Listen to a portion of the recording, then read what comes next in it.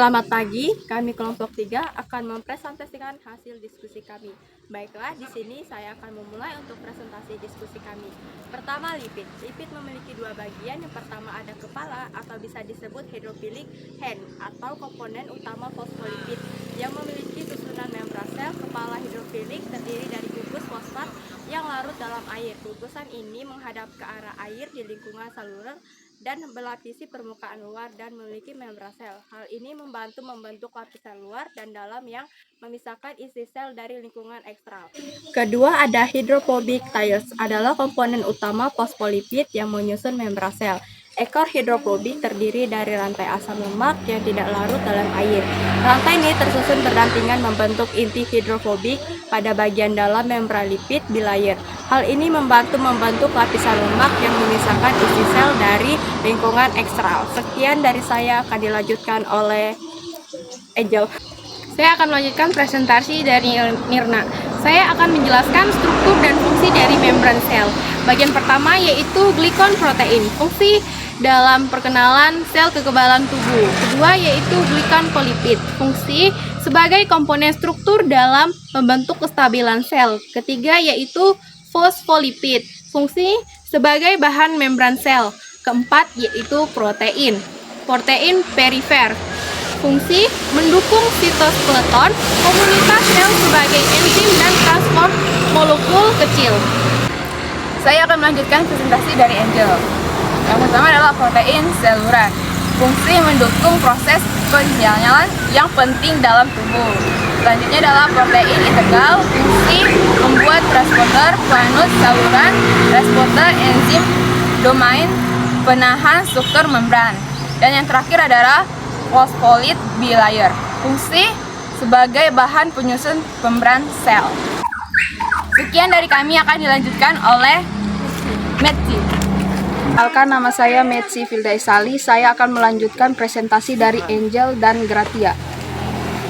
Yang pertama, sel membran merupakan penghalang fisik yang memisahkan lingkungan internal sel dari lingkungan eksternal. Yang kedua, mikrotubulus untuk menyediakan dukungan struktural.